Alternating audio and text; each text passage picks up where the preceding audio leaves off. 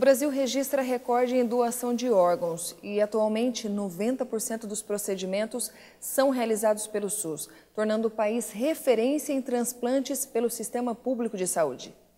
No Brasil, o número de transplantes de coração bateu recorde no último ano. Cerca de 357 procedimentos foram realizados. Segundo a Associação Brasileira de Transplantes de Órgãos, em 6 anos o número geral de transplantes cresceu 18%. O Ministério da Saúde aponta que os números subiram depois da liberação de um avião da Força Aérea Brasileira para transportar os órgãos com mais rapidez. O fato é que, a partir do momento em que um doador falecido é identificado, todo o procedimento deve acontecer entre 24 e 36 horas para um rim e, no máximo, 4 horas no caso de transplante de coração. Nem todos os doadores estão nos centros transplantadores. Então, especificamente no caso do coração, nós temos 4 horas entre o resgate deste órgão até trazer para o hospital e fazer o transplante. Então, se nós temos um tempo de voo muito longo ou regiões distantes do centro transplantador, isto inviabiliza a captação deste órgão. E para alcançar o objetivo de reduzir as listas de espera, o Ministério da Saúde afirma que tem investido e habilitado novos serviços na área, mas que um dos problemas que atrapalham o aumento do número de procedimentos é o fato de que muitos órgãos saudáveis deixam de ser doados por decisão familiar. Apesar do Brasil ter registrado o maior número efetivo de doadores de órgãos, 40% dos familiares ainda se recusam a autorizar o procedimento do transplante. Um dos principais motivos é que esses mesmos doadores em vida não conversam sobre o assunto com os mais próximos. No Brasil, mais de 90% dos procedimentos são financiados pelo SUS. E diante de tantas polêmicas envolvendo o tráfico de órgãos, muitas famílias sentem receio de aprovar a doação do parente falecido. A enfermeira do Núcleo de Captação de Órgãos, Priscila Oliveira, garante que o procedimento é seguro e confiável. Não há nenhum interesse econômico ou social que influencie o direcionamento desse órgão no nosso país. Isso é regulamentado por meio de diversas leis. E é um dos processos mais seguros do mundo com relação à distribuição dos órgãos após a doação. É importante que a família sinta essa segurança também. No ano passado, mais de 90% dos transplantes realizados no Brasil foram financiados pelo Sistema Único de Saúde. Apesar de o país dispor do maior sistema público de transplantes do mundo, o vice-presidente da Associação Brasileira de Transplantes de Órgãos afirma que investimentos na área poderiam favorecer um número maior de pessoas que esperam nas filas para viver mais. O sistema de saúde ele deve ser aprimorado como um todo. Por quê? Porque da onde vêm os doadores, por exemplo, principalmente os doadores, da onde vêm? Vêm de qualquer lugar, vêm de qualquer hospital. Então, se você tem uma infraestrutura hospitalar não ideal em cada um desses lugares, o cuidado com esses doadores é um cuidado que não é o cuidado ideal. E isto impacta na qualidade dos órgãos que são ofertados. Conscientizar a população de que ser um doador de órgãos transforma vidas também pode ser um caminho para entender o valor dessa decisão. Lucídio Rodrigues, que recebeu um coração, conta da experiência que mudou a vida dele. Eu fico até emocionado porque realmente é um mundo de possibilidades que antes a gente não tinha nem como imaginar voltar à vida normal. É uma decisão difícil? Mas é uma decisão que vale a pena, porque aquilo vai trazer a vida a outras pessoas, a outros familiares. Oferecer mais tempo de vida a alguém pode ser o melhor presente de uma família que permite a doação. Fique agora com o plantão da redação. Desde 30 de março, com o fim do convênio entre a Universidade de Campinas e o governo do estado, o serviço de coleta de sangue, o Hemonúcleo de Taubaté, foi suspenso. Em nota, o Hemocentro de Ribeirão Preto, que administra a unidade, informa que reabrirá o seu atendimento na primeira quinzena de agosto. O novo endereço será na Avenida Inglaterra, no bairro Jardim das Nações, e passa por reformas. O Departamento Estadual de Trânsito de São Paulo, em Lorena, vai leiloar hoje e dia 2 de junho 230 carros e motocicletas apreendidos por infrações de trânsito. Um leilão online seria realizado com 197 veículos sem direito à documentação, destinados a desmonte para revenda das autopeças. O ministro da Defesa, Raul Jungmann, visitou as instalações do Comando da Aviação do Exército em Taubaté. Acompanhe. O ministro da Defesa, Raul Jungmann, visitou o complexo de aviação do Exército Brasileiro localizado em Taubaté. Entre os destaques da unidade está a divisão de simulação que conta com equipamento desenvolvido com tecnologia 100% nacional e é referência internacional. Com isso, o Brasil passa a exportar essa e outros tipos de produção tecnológica. A Embraer foi uma das referências citadas pelo ministro. Eu, por exemplo, estarei indo nos próximos dias à Suécia, onde nós vamos levar o KC-390, que é um cargueiro tático totalmente desenvolvido no Brasil, que eu diria é melhor do que qualquer outro desenvolvido no mundo, seja pela Airbus, seja por Bombardier, seja por que for.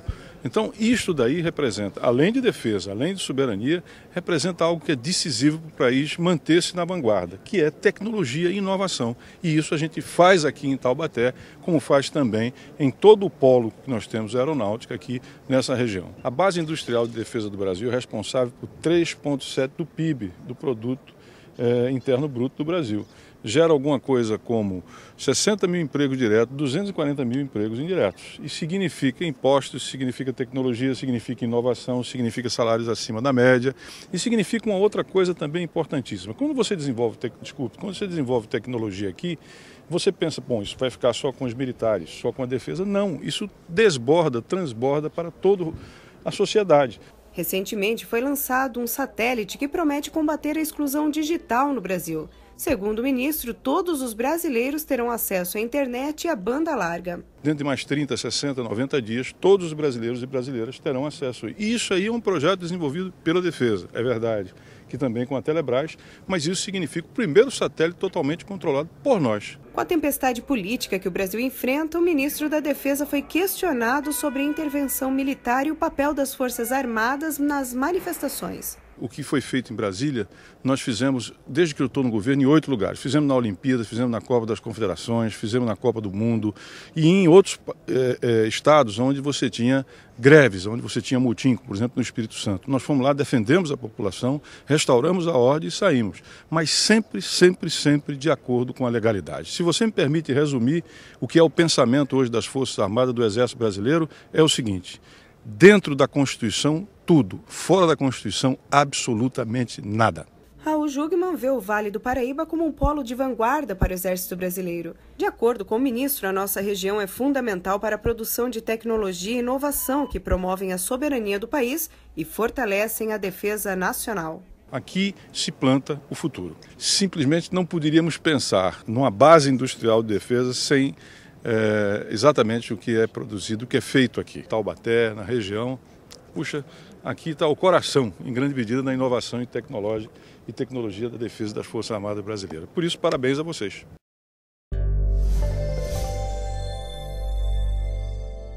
O bairro Secap, em Taubaté, ganhou uma unidade odontológica e os moradores da região já podem agendar as consultas. 3 profissionais estarão à disposição para os atendimentos. Nós vamos conversar aqui com a coordenadora da Divisão de Saúde Bucal, a doutora Márcia Chaves. Ela tem mais informações. Olá, Márcia. Quantos atendimentos serão feitos mensalmente? Aqui nós estamos com uma previsão de 400 a 500 atendimentos mês.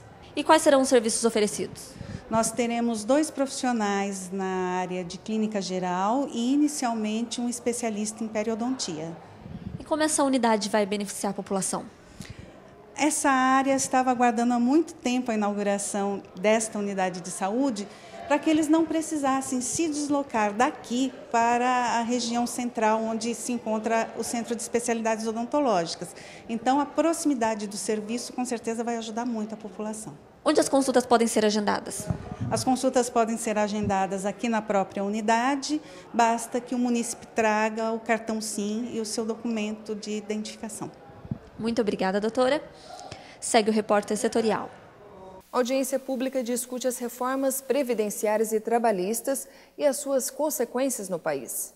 Durante a reunião, o secretário-geral da Confederação Nacional dos Trabalhadores no Comércio, Lorival Figueiredo Melo, disse que o projeto não passa de uma estratégia de grandes grupos econômicos. Este projeto tem por trás dele os grandes grupos econômicos que vieram para o Brasil. Isso está muito claro para nós, porque tudo que está neste projeto é o que eles tentam fazer quase que diariamente nas empresas dos grandes grupos. O secretário destacou que falta sensibilidade nas pessoas em relação à jornada de trabalho de dezenas de pais de família em todo o Brasil. E aí ninguém está se dando conta, e aí eu acho que falta sensibilidade das pessoas, é que hoje normalmente o marido e a mulher trabalham. Imaginemos um casal que os dois trabalham em 12 horas e nas médias e grandes cidades o transporte 2 horas para ir, 2 horas para voltar, eles vão ficar 16 horas à disposição do trabalho. Sobram 8 horas para que eles descansem e eu faço uma pergunta: quem vai cuidar dos filhos e da família deles? A audiência também representou uma oportunidade para a divulgação do livro intitulado O Dragão Debaixo da Cama, escrito pelo senador Paulo Paim e convidados, que trata dos impactos da reforma trabalhista e previdenciária na vida dos brasileiros. A distribuição dos exemplares é gratuita. E como você já sabe, o que acontece fora da nossa região também é destaque aqui, no Giro News. Ok, vamos às notícias? Balanço divulgado pelo INEP revela que o Exame Nacional do Ensino Médio, Enem, terá 6.135.418 candidatos, de um total de 7.603.290 que fizeram inscrição e só serão confirmadas após o pagamento da taxa de exame, que neste ano foi de R$ 82,00. Nesta quinta-feira, dia 1º de junho, o comércio varejista terá descontos em estabelecimentos de 12 estados do país e no Distrito Federal. Marcado como Dia da Liberdade de Impostos, o comércio venderá produtos com até 80% de desconto. O objetivo da ação é despertar a população para a alta carga tributária no Brasil. Brasília comemora em 29 de maio o Dia Internacional dos Peacekeepers. Na cerimônia, uma formatura militar na base aérea, o ministro Raul Jungmann prestou homenagens aos militares que já se dispuseram a levar a paz às nações amigas. Ao longo dos últimos 13 anos, o Brasil enviou mais de 30 mil militares às Forças Armadas a MINUSTAH, no Haiti, e deixou um legado de sucesso junto à população. Este ano será o último em que o Brasil enviará tropas para encerrar a missão que iniciou em 2004. O trabalho dos capacetes azuis brasileiros tem sido objeto de reconhecimento internacional e motivo de orgulho para o nosso país. Parabéns a todos os peacekeepers brasileiros pelo seu dia e muitíssimo obrigado por sua contribuição. Já eu volto com outras notícias aqui da nossa região. E no próximo bloco você acompanha a crise econômica apontada como responsável por potencializar gastos federais. O intervalo é rapidinho, continue conosco.